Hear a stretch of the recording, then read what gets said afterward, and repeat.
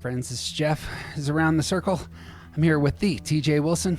Hello. And we're talking to our therapist friends, Heidi in Colorado, Michael Shahan. Welcome. Hello. I think the pause was waiting for a response, and so I went for it.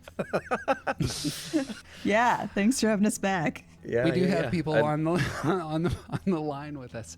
Last time, I believe it was something that Heidi said in terms of like a target for therapy was that when somebody comes in to the office, eventually something different needs to happen. And that has stuck with me for a while in terms of Enneagram work and in terms of thinking about my own life. It's like, what is the different thing that needs to happen? What does work look like? Because many times we find ourselves in the same rut, same path, same routine, same story over and over and over again. And Michael had brought up that so often in coming to therapy, some people will you'll know their Enneagram type, and their responses to invitations to change are predictably assaulted by their type. And that's what we're talking about. Your type gets in the way of your transformation at times. And I love this as an idea. How do you break patterns? How do you understand that your Enneagram type has your superpowers, your gifts, the things that you bring to the world that are gorgeous, but your Enneagram type also gets in the fucking way, and it needs to be set aside at times. So with that in mind, and we'll see if that profanity lasts, but I do want to set the stage for a serious conversation. So here for it. I would love to start with you, Michael, in therapy and in talking with folks. When you know their type and you see their type push against places that would be healthy for them to go, how does that play out for you, and what do you do about that? Oh, man, it's a great question. Usually, to be honest, I don't know if it's like a type 6 thing. When I start to see it, like I'm working with a client for a while, and then I'm seeing their patterns, and then I'm seeing then how their patterns are almost like how it can like disguise, the ego can disguise itself as wanting to like move forward, but it's still the same thing. I don't know. It's kind of uncomfortable to see because I'm like, oh no, like I'm going to have to point this out. This is going to be maybe difficult to see. Can I let them show them, like, can I make them see this? I think a fantastic example of this actually is yesterday. I've been working with this client for a couple months now. She's an Enneagram 7, tons and tons of religious trauma. And she has this kind of obsession with healing from her trauma. She'll look at old photos, turn on music that kind of triggers her. Just pushing into these places, reading these books about things that she never got to learn in her very oppressive environment. And it's really interesting. Like at first glance, it seems like great, like awesome, you're healing from this trauma. But the more and more we talk, the more I'm seeing this thread of Enneagram 7 in there of I need to heal from all this trauma now. I need to get rid of this trauma so that I can feel better. I need to, something's missing here. Something could be better. And it's almost like this obsessiveness that when I'm talking with her about it, like when does it pass being healthy? And when does it become more of just the 7 obsession with doing something new? Does that make sense? And where we're at right now is I'm just kind of pointing it out. Just like, hey, I see this thing happening. Do you see this? It's fascinating because it's so like easy to see, like at first. I think it's probably a good thing. It's great that you're, she would probably be championed on by a lot of people of, hey, keep doing the work, you're doing great. But at what point does it become almost kind of manic in a 7 way and unhelpful to the soul versus actually helpful and healing? I don't know. Does that make sense? That was just yesterday that I like had that big conversation with her, and it's just an interesting place. It's so, yeah, egos are so sneaky and hidden. Our egos are going to ego almost no matter what we're doing. And sometimes it can be sneaky. I've been, for some reason, I've been seeing a lot of, in shows and movies and stuff, I've been I don't know why it's been part of my observation, but I'm noticing more and more the people who stitch themselves up after getting shot or stabbed or something, like there's some kind of wound, and they just like sew it up and then go about their business. And they're like, watching this happen is like, yeah, we have to move the story along, but also like, what internal damage are they covering over? And there's in the same way, there's a sense of like you can stitch up the whole, but that does not mean you're actually dealing with the damage that's been caused. Sure. And I think with trauma, like that 7 example is a great way of thinking about, like, 7s want to wrap up the problem so they can move on. Yes. So this obsession with healing is not necessarily about actually healing and navigating the real wound. It's about sewing up the thing so that they can keep feeling going. better. Yes. Yes. And yes, and it's fascinating to see, and it's I can't judge it at all. Obviously, like I do my own ego things that I disguise as healthy and good and forward moving. But yeah, it's fascinating to see. As she was talking, she said she said something like I need constant stimulation. I always have to be listening to a book or whatever, or else I hate it. I was like, whoa, tell me about that. What is it like? Well, she's like, well, I don't want to whatever that is. I don't want to feel it. I'm like, there, like that. I think unfortunately. Is probably where we need to go. Right. And while that's true for 7s, it may not be true for... It's not true for a lot of other types in dealing with their own trauma. Yep. 100%. But I think what is true kind of across the board is that none of us is very skilled at identifying the problem or the solution. Every type is going to think they know what the problem is, and every type is going to have an idea about the solution, and there are going to be some parts of both that are incorrect. Yeah. And I think from a therapist perspective, it can be sometimes really easy to start to see that, and sometimes you can kind of get sucked in and fooled for a long time too. Mm-hmm. That's, accurate. Accurate. Problem identifying the problem is, it's not what you don't know, it's what you think you know that just ain't true. There's a Mark Twain quote in there somewhere, but if you're oblivious to how to even look at the problem, then you're in real bad. That's a bad spot to be. Is there wisdom on that front? I suppose that's why you go to therapy, right? Let's get some other perspective. And I think that's where Enneagram can be super useful, even if it's not something that you're openly discussing with the client. I think being able to identify like center of intelligence, maybe stance too, like that can become really useful. And there are some patterns, I think, in what certain types might say when you first meet with them and start discussing what their goals for therapy might be. Whenever someone comes in and says, I feel like I really need to vent about some things, like there's just a lot of stuff that I want to get off my chest, that kind of raises the flag of like, I might be in front of a verbal processor right now. And they might have this idea that they need to come in and say the things so that they're out there in the air and they can take a good look at them and figure out what they want to do with them.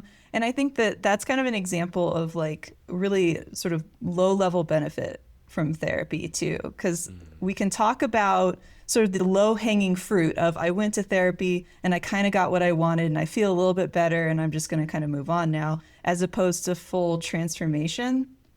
So like if a type 6 goes into therapy and they get to vent to someone who's very empathetic and they kind of feel validated and they feel like someone sort of was able to follow their chains of, and then this person hurt me this way, and then this other person hurt me this way, and then I ended up over here, and now I'm crying because I remind myself of this other trauma that I experienced. If they don't sort of let the therapist break that chain, so to speak, they're not actually going to transform, but they might walk away saying like, oh, that therapist was so lovely. They really helped me. So I think when we have this conversation about change, maybe part of it is looking at the types, misidentifying the problem, trying to get their little solution and comfortably walk away, as opposed to kind of the more mind-bending, like soul epiphany kind of transformation that usually requires people to be in a pretty desperate place, I think.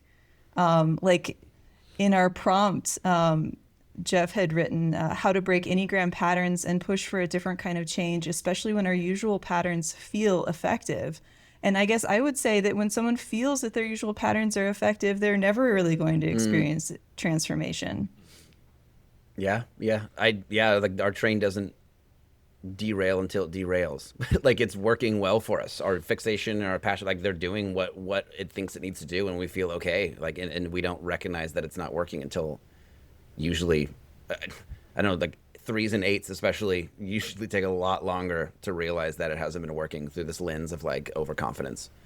But you're so spot on with that. I think you're so like, unless the people become kind of like tired of their own shit in a very real way, like it's very difficult, if not impossible, to change. And like with your example of talking and processing, and also I think sometimes that's needed. Like that kind of thing over and over again with a therapist could build a kind of safety that a person needs to even go further. And so I wouldn't, and I don't think you're doing this, I wouldn't discount that like need to process on like a lower level, because I think with patients that still leads to bigger things for sure, but not, it can't just stop at that.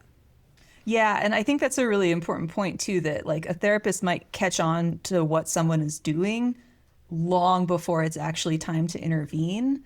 And exactly, especially with the sixes, I think for me as like a nonverbal processor, it can be a little bit difficult to relate to. And I really have to hold myself back a lot of like, this could be a key component for this person in therapy. And I'm not seeing the utility of it right now, but maybe these are the stepping stones.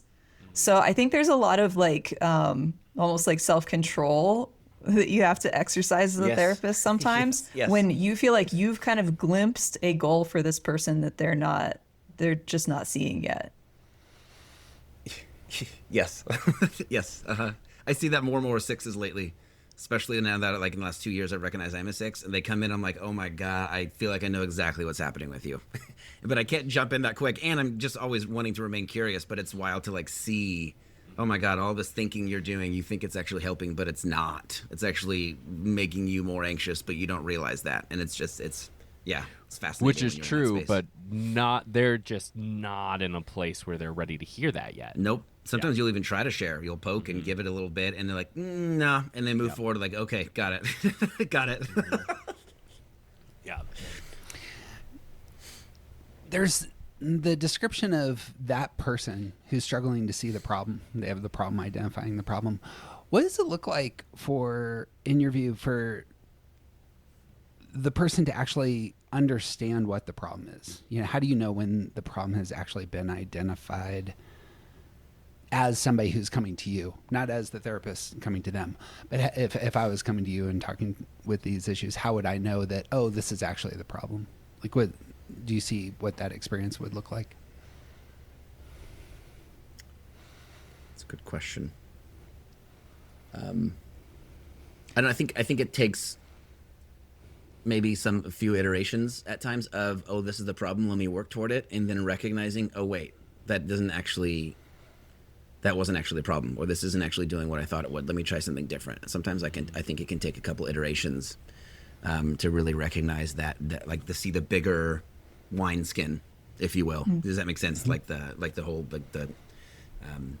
Jesus' metaphor of wine and wineskin. We're not looking for new wine, because if you put new wine in old wineskins, it just bursts. But like to really see the whole wineskin that you've been doing and how it hasn't been working, I think sometimes takes several iterations of attempting to change it within the old wineskin. Does that make sense? It does. Taking just to back up to the 7 that you were speaking about, like what would new wineskin look like for a person in that space in your view? That's a great question. I mean, because I could say what I think it looks like, and I could be wrong, obviously, but I think for her it would look something like being able to really pause and allow all the really hard stuff to come in, and learn to be with that hard stuff. I think because there's so much anxiety and stress in a 7, and avoiding it, and it's still there, and it just gets worse and worse and builds. And I think to really go back to that wound of not being nurtured and not getting my needs met, and being able to tolerate that, and seeing what that can really shift in the person's life. I think it's very experiential to recognize that, to really go to the new place and recognize it for what it is, and feel and have that experience of, I don't know, freedom from I don't know if you want to call it that, freedom from these patterns in a new way. I don't know. That's just kind of how I would ramble about it. I don't know if that was very specific, but my hypothesis on this is that 3 6s and 9s could be a little bit more of a complicated answer. But if we're looking at some of the other numbers, I think that the really deep transformation is going to occur in the repressed center. which I think coincides with what Michael was just saying in terms of like for a 7, there's going to be something that's probably like tapping into a really deep well of emotion in a way that they haven't allowed themselves to previously. And with that in mind, I think that the big transformation is not always going to occur directly in front of you in a therapy setting either. Like, for someone maybe like a 4 or a 5, like a big transformation could come from some action that they end up taking in life outside of therapy, in which case the therapist really doesn't get to witness it at all. They just get to kind of hear the story later. But I think that's kind of where we would be looking. Like maybe some secondary center stuff shows up in the epiphany, the light bulb moment, maybe for a type that has like thinking as a secondary center. But I think the deepest stuff is going to be that repressed stuff, because that is the integration, the like pulling us together into like whole, more balanced people. Yes. And when I do work with clients with the Enneagram, I'm always like, one of my main goals is to balance the centers. I do like a 3-center meditation with them, and then kind of over and over again, and then they start to kind of learn which direction they aren't great at or don't spend much time in. And I love the word balance, because I think that's such a huge part of any of this work. I'm thrilled that that's where you're going. I want to ask TJ about this as well, but that was throughout our conversation so far. That's been just in vibrant lights for me as you're talking, is if I was in your shoes, and I'm not, but what's your relationship with your thinking in mind? What's your relationship with your feelings, and what's your relationship with your actions? And hearing those spaces, I imagine, would really expose where the patterns are, and specifically where the stagnation has hit, or even avoidance has hit. And so I too am gonna just really I really want to push into balance is a central mark of the healthy life on these fronts. Yes, balance, integration. Yep. Yeah, I'm just thinking about my own personal experience as a client, a therapy, not a therapist. My therapist does not have large Enneagram knowledge. She didn't really know anything about it until she and I started therapy, and she hasn't. I assume she has not dived too deep into it. But one of the things that I need from her, one of the things that is most valuable to me and creates some of those aha moments is the stuff that sort of tricks me into realizations that I already know but haven't enacted. Like 9s have the ability to see everyone else's perspective, right? We can see what everyone else is experiencing. We understand it. We can help synthesize and help bring other people together. But we often have a really hard time looking at for our own perspective. And one of the things that she does over and over and over again is sort of turn that crystal that's reflecting all the light to the facet that points back at me. And with my things, like a lot of those big sort of aha moments is reminding me that like I don't owe people this kind of stuff that I believe that I do from my 9-ness, and sort of integrating, because there's a lot of the head center processing going on in my life, and so integrating some of that, I already understand the problem, but I can't bring it in, and the thing that I need is that balance of bringing it in a more integrated way, and being able to see like, oh yeah, I actually do have some religious trauma that I'm not really thinking about in that way, because the religious trauma taught me to see it this way. Yeah. Yes. Yeah. Through the lens that the wound was given to you, it's hard to see it as a wound. Right. So yeah, they're like, well, and yeah, we can do that all around the circle. Every type is going to have some type of like these blind spots that need to be brought into balance. Thoughts, Heidi?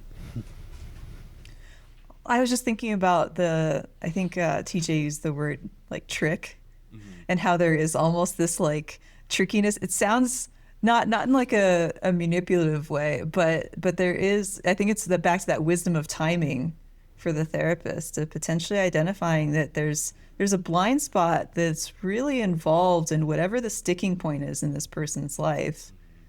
And I can't go straight to it. Like, I kind of need to sneak around to the side in order to figure out my moment to help this person see that something that maybe they're taking completely for granted, that's just their lens for looking at life, is actually optional, or there could be some other version of reality or a way to see the world.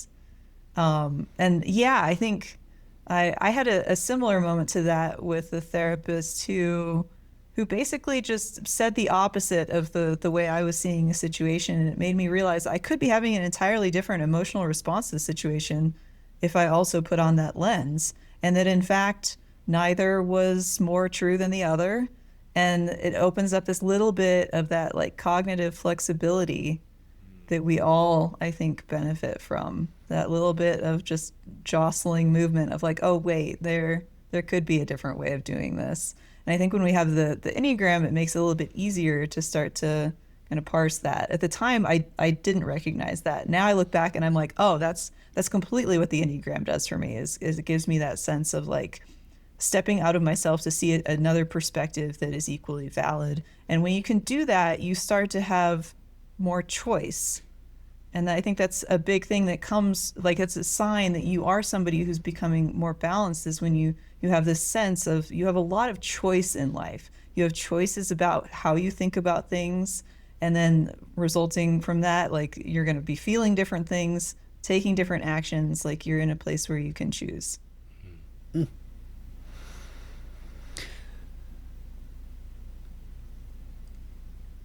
That was kind of a weird monologue. Sorry. I like that. Yeah. It got me in my head thinking. I was like, wow, that was really good. I really want to follow up, but I don't have anything to say. A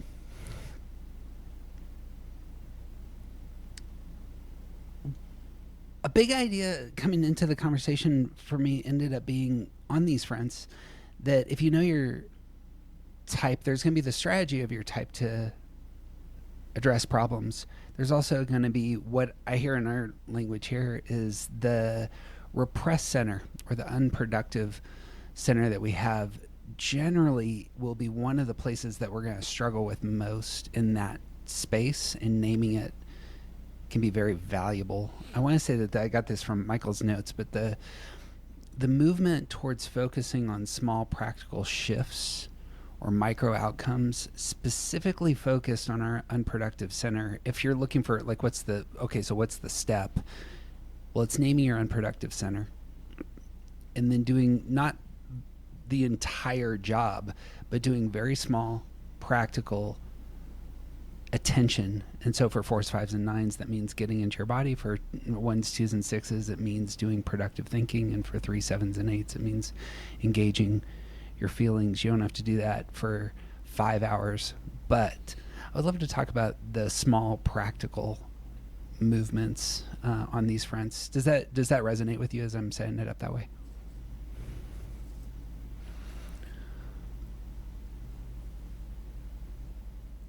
Yeah, I mean, I think there's some clients who come into therapy and they say, like, I want homework.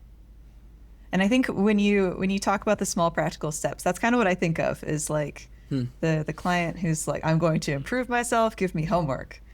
So, I mean, I guess it can look pretty different for different people. I think it's also a little bit why I've joked in the past that 4s and 5s just need to get a life coach instead of a therapist, because a lot of their homework is going to look like, did you do yoga this week?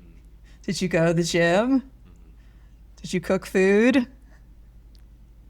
So it's a lot of like accountability in terms of, are you taking some of those actions that you need to out in the world? And then I think a lot of people also, I guess this is really where I'm really curious to like hear Michael's opinions on this, because I think it's a little bit of a frustration for me as a heart center person when people want to talk in therapy about things other than their feelings. And so sometimes I do find that when people come in and they say, like, I want tools and strategies for coping with my anxiety, for example. That's a pretty common one these days. And they sort of look at you as the expert expectantly, like, give me the tools to manage my anxiety. And I kind of look back at them thinking, like, we can play this game. You can play this game. I can give you some exercises, but I'm not even buying into the idea that this is going to work for you. And so I guess kind of what I'm curious to hear, like, just from that thinking center perspective, and also maybe having worked with clients who are in that same center or who really need that something concrete, something structured in their therapy experience. Do you see that as like a way to, again, kind of like build that trust, build the buy-in, make them believe that they're getting something that is going to benefit them as you work towards something deeper? Or is that the goal in and of itself? Oh, that's a good question. I think it may be some of both. I think I'm not a huge like homework giver, task giver as a therapist. When I do coaching, I'll do that kind of more directly, but I'm not big in that way. The biggest kind of like homework I'll give clients is, okay, this part of you that we talked about this session that you don't really notice, this fear that comes in, like, see how often you can notice. Invite it into tea. Become a connoisseur of this part of you. Like, really, really start noticing it. That's the most kind of homework I'll get. But I will give people, like, with a lot of anxiety, like grounding tools and exercises to get into your body to kind of calm the thinking. But also I think that's part of kind of what I was sharing earlier. If I learned early on as a therapist that if I can give all the tools that I want, but people just aren't going to use them if they don't want to. But sometimes I think to give somebody a tool, to have them try something, can be a part of the path of recognizing that, nah, this is actually what they need. Like that makes like if you can't like tell them, hey, I don't think this is gonna be helpful, like you need to show them that it's not gonna be helpful by letting them try it, and like just having all the patience in the world to work through these things and think that this next job will finally fulfill me if they're a 7, and then getting the next job and then saying, oh wait, like, and then maybe it takes a few times of that to say, wait a second, maybe it's not the job that's the problem, maybe it's my lack of feeling satisfied with whatever I'm doing. Or yeah, does that make sense? I think it's yeah, I don't exactly. It was a big question that you're asking, but I think sometimes tools can be helpful, and sometimes I think tools can show us what we're missing, and like can be a way to show us what we are missing. Yeah, I think that's an interesting point, that letting people kind of find out that maybe that wasn't what they're actually seeking. Because I think online these days we kind of get that idea sometimes. It's like, this is what you need to be doing to manage these symptoms that you're having. But yeah, so when I read Small Practical Shifts, I guess my mind went to homework type stuff, because that's a lot of like what I've seen and like advice that I've gotten from supervisors of, oh, did you give them this worksheet, or that sort of thing. But maybe that's not necessarily what that's referring to. So like what other sorts of like small practical shifts do you advise? Yeah, I think a lot of times the small practical shifts and the small ways of doing something different for me and the way that I do therapy really heavily revolves around the relationship I have with him. I don't know if you're with Irvin Yalom, a lot of existential therapy using the relationship. So I tell all my clients at the very first session that our relationship is super important, and the same difficulties and the same strengths that appear in your other relationships will eventually appear here. So let's talk about it. If you're frustrated with me but don't want to upset me, try sharing that with me, and we can have a conversation about it. Or if you feel shamed by what I said and like you normally wouldn't say anything, try say like that, like almost doing these kind of experiments with the relationship, because that's that can shift so many things. But I think that I can see that as like small practical shifts. Or if my client says, I suggest something, they say no. And normally they're a huge people pleaser. I'll be like, yeah, yes, like say no again. What does that feel like in your body as you say that right now? And like that's a shift. And I do a lot of in the moment work as a therapist. And so I think a lot of the shifts, the practical shifts that happen with people in my office is very in the moment kind of experiential, experimental type of things, if that makes sense. Yeah. I want to pitch something to y'all, and this is me as a theorist, I have zero experience on the therapy side. But as you talk about anxiety and practical moves, what goes through my mind, just taking anxiety as one, what goes through my mind is anxiety is caused by a future anticipatory posture. And so you're there's no other source. You're anticipating something. That is why you're feeling anxiety. You don't feel anxiety based on things that have happened in the past. That's not so. Noting that you're thinking about the future, you're focused on the future. Just naming that seems to me to be valuable in and of itself towards stilling anxiety. Is pivoting your mindset from what's ahead to what's in front of you, towards the here and now, towards what you can control. That immediately engages a different portion of yourself. Would be, I suppose, where my mind would go first as you're talking about anxiety. Does that ping of wisdom, or am I just oversimplifying things here? I think No, there's definitely something to that. definitely some Yeah. wisdom there. Yeah. Like, I think, it's like I can produce relational anxiety or shame by thinking about the past. So maybe in terms of time orientation, there is something a little more complex happening there. But ultimately, at the end of the day, everyone is fighting the present moment.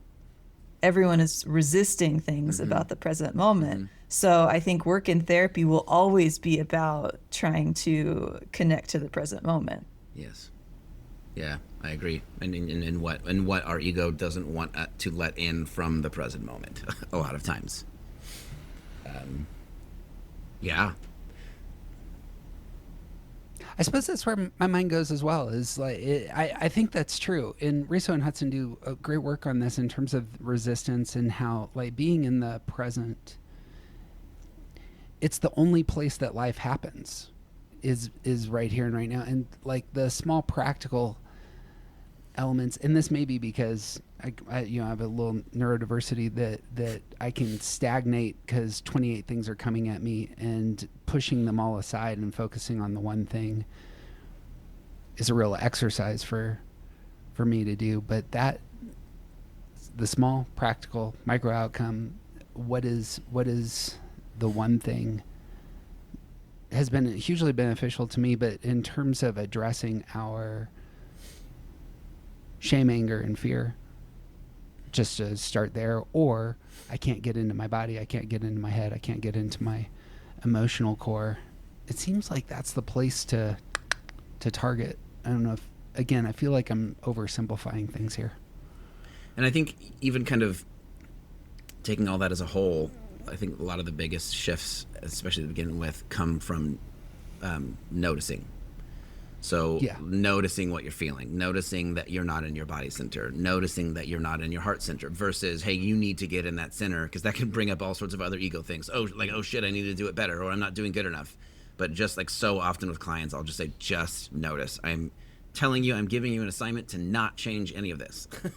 Just notice it. And sometimes just those shifts of noticing it and observing it changes their relationship to it very quickly. And so I think as we're talking about small, like the very beginning, small, practical, micro steps would be noticing, like, and then moving from this place of living from your reactivity to recognizing your reactivity is very hard. And I think that takes a third party as a therapist in a lot of ways, of pointing out all the ways that it's happening that they don't see, for them to kind of even start seeing it. And I want to make a plug here for the importance of finding the right therapist. Because there's going to be, for every therapist that is good for you, there's going to be 10 that aren't. And because there's millions of people in the world, and everyone is different, and finding the right one is good and really important. And like, even therapists see this is something that is necessary for our profession. You have to find the right therapist for you. And like, to that point, like, one of the really small things that I experience in my therapy that is a very necessary, like, practical step for me is that I have to set the agenda. Like, that was something that was laid out at the beginning, and that's just sort of how she works. And I do not ever want to set the agenda for me. I never want to be the one in charge of what we talk about. I'm here to go with the flow, and it is my responsibility to want to bring things into therapy. That's and like, there's a lot of times when she'll hold silence for a really long time because she is not going to push when I need to be the one setting the agenda. And like, so again, that's an example for me as a 9, but there's examples of that kind of thing, like that it's good for a therapist to recognize that there's some little things like that can just be baked in because of who they are, that are necessary, practical, small steps. Yeah, I think that's a fantastic example for the 9. That's a great example. Yeah. Like, it's so easy. The ego wants to just go with the flow and just tell me where we're going. Whereas for you to like actually show up and do something different means you showing up and saying, I guess I got to do this. I guess I got to like dig deep to a place I normally don't. And this is about me. This has to be about me. Yes. Yes. Yeah. Is that something you're wanting to talk about every number with specifically, or we definitely don't have to? I noticed that as a thing that we could maybe even get to every number with if we wanted to. I feel like that was important. I think you could take it with the repressed centers there, like 5s, 4s, 5s, and 9s. I imagine would all have something of that. That would be a helpful move for those 3 types. I could probably speak to this more, but like, do you find that with 4s, 5s, and 9s, you're like the holding space for them to initiate matters? I think that's even for yourself. I think it's important for 6s as well too, because 6s can get in the space of like, you're the expert, tell me what to do, tell me how to fix this, and so I think it can take a lot of. I think 6s can need some of that too, maybe in a slightly different way, but I see that with 6s really heavily as well. Do you? Yeah. What about? What about you, Heidi? I mean, I'm not sure if I've had a 4 as a therapy client yet, and part of me is like, ooh, I don't know if I'd want one, because I think we're tough, because it's like, if you can get us talking, you can get us crying, and nothing's happening. Yes, that's just the ego stuff. It's the same ego stuff. It's like a 6 Nothing's overthinking happening. everything. Wow, yep. Yeah, so I think that would be extremely challenging to also, like, okay, this is a slight aside, but as I was getting ready for this, I was thinking about sort of the childhood wounds for the different types, and thinking about a little bit of like attachment stuff related to that. So if we think about like a type 4, disconnected, supposedly, if you believe this part of it, to both the nurturing and the protective figure, basically what you're looking at is somebody who's walking into therapy trying to get the perfect attunement that they never received from either parent from a therapist. That is terrifying, and impossible. Like, so I think that from my perspective, there's not a whole lot you can work with in therapy with a 4 unless you can get at some of the attunement issues. Kind of like Michael was talking about, that like in the moment pointing out an instance of like rupture, a time when the therapist like, oh, I think I just misunderstood you. Outside of that, it's really back to that action piece that's so hard to like. I mean, you can maybe get the ball rolling a little bit, but then are you just becoming an accountability buddy? Like, what does that part look like? So I think that's really tough. I think 5s, they're probably going to want to do a lot of vetting of your credentials. Yes. Oh yeah. They're gonna want to know. It's like, are you qualified That's so funny. Yep. to be treating me right now? Almost like mentally testing you as well. They're going to say, I was looking at this particular modality online. I thought it might be a good match for my symptoms. So I was wondering if you have enough expertise to use this modality with me. I would like a structured program of approximately 10 weeks. If you could send me home with handouts and things to learn and book recommendations, that would be great. Yeah. And hopefully I have also given you some things to think about in this session, says the 5. So funny. Yes. That's so accurate. So, yeah, I don't know. I feel like I've diverged slightly from the original question, and just am kind of talking generally about types in therapy. Jeff, do you want to remind me what the original goal was? I mean, I think you're putting your thumb on it in terms of with 4s, 5s, and 9s, they are going to be receiving the world and interpreting the world from a very internal place. And the nothing happens element is incredibly valuable to name, it seems to me. And so the pushing against the repressed center, or the pushing against the unproductive center, it seems to me is the place where, you're actually engaging someone and pushing against their their type. Your strategy of going internal, 4, 5s, and 9s, this isn't working for you, and that's why you're in my office. If it was working for you, you wouldn't be here. So let me name it. You're internally referenced. You're doing all the processing inside, and there needs to be small, practical shifts towards engaging your physicality and being in the present in that way. That, I suppose, is what again, fixer that I am. I'm jumping immediately to, here's what you do. And, what do we do? How should we do? And we'll talk about the hang-ups of 1s, 2s, and 6s here in a second. But that's what I heard. And I think you're spot on with that. Well, I forgot what I was going to say. How do you look like you had something?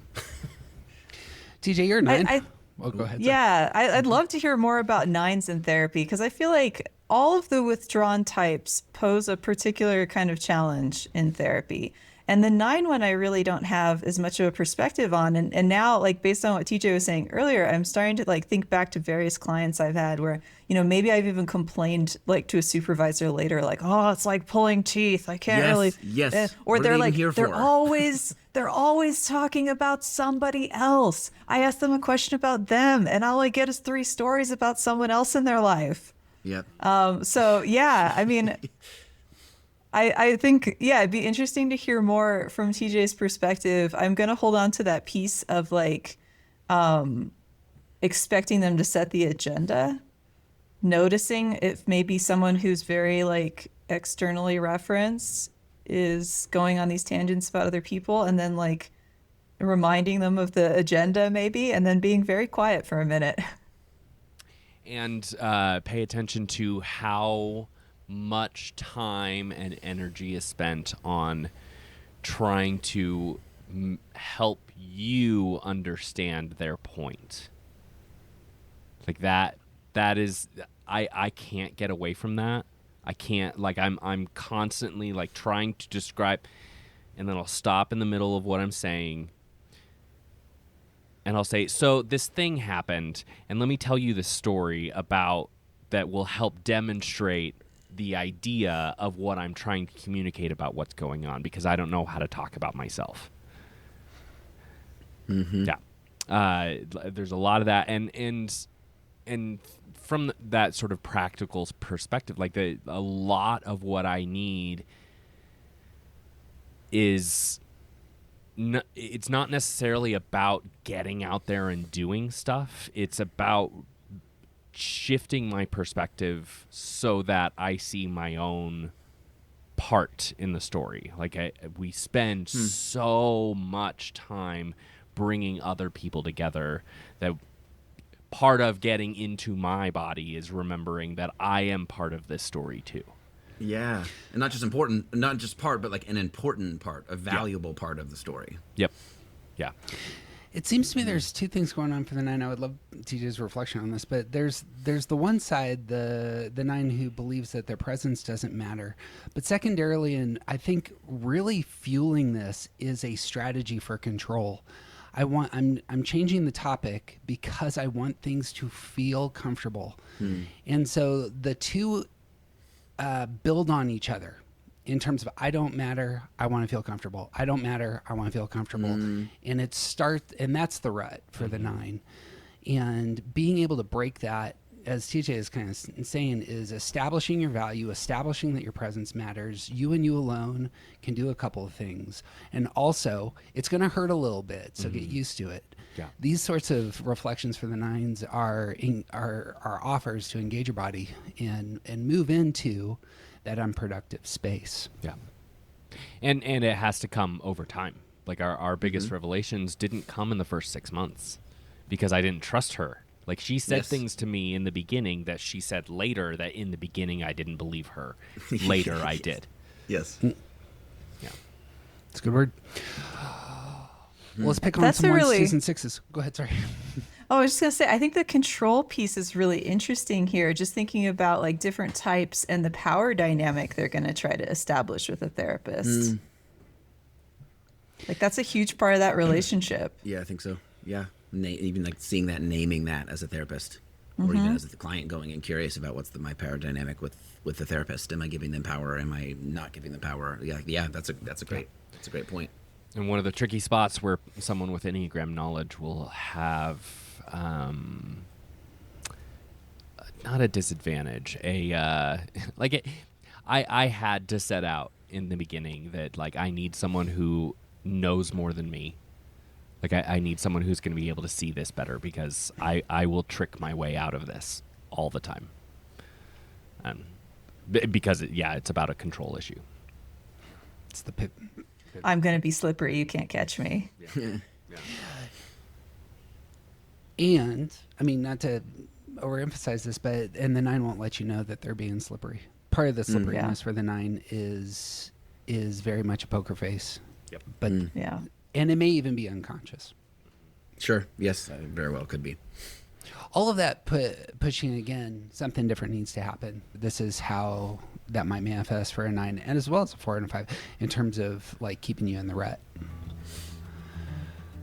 Bing bang. When y'all have pivoting to 1s, 2s, and 6s, every time that you've mentioned the types that come in looking for a list to do, this is who comes to mind. Friends, the remainder of this episode can be found at aroundthecircle.org. It's a good word. Hey, appreciate y'all. Michael, Heidi, if you got anything to promote, any ways that you want people to connect with you? Some of us might not want to be connected with by anybody out there in the online, not naming names. Still seeking anonymity. Oh yeah. I do Enneagram coaching. That's a big thing that I really love to do, and I also do. I'm going to Milwaukee next month, actually, to talk to a corporation, a cat food company, to talk about the Enneagram and how it can help team dynamics, and then doing some individual coaching sessions with them afterwards. That's something I really, really enjoy doing. So if you work for a company that has a lot of people problems, and if you work for a company with people, then it probably does. Reach out to me. Reach out to me through my Instagram or my email or my website or something, because that's something I'm really passionate about, and I think as a therapist, I kind of uniquely am positioned to do that well and differently than just somebody who's only an Enneagram teacher. Michael Shahan, Shahan. Shahan. I didn't realize that you could do that until after college. I wasted so much of my life not knowing that my last name is Shahan. but then when I try to say it to shorten things, getting like a medicine, what's the last name? Shahan, and they kind of pause and laugh, and they're like, "Wait, what was it?" I'm like, "Okay, well that actually wasn't efficient like I thought it was. Never mind." It has to be the second step. You have to say Yes. Shahan, Shahan. Yeah. Yes. Yeah, I'm working on it. Well, Heidi in Colorado is exclusively set aside for a select, special group of folks. So sorry, dear listener. But if you want to get into the topics that we were hitting more in terms of TJ and I's work, we published a book recently, Around the Circle, easy to find. There's 2 chapters on orientation and time and on underlying feeling. Lots there to work on. That's what I got. You got anything else, TJ? I got nothing, man. TJ Wilson is officially awesome. I'm Jeff Cook. Who you aren't just isn't interesting.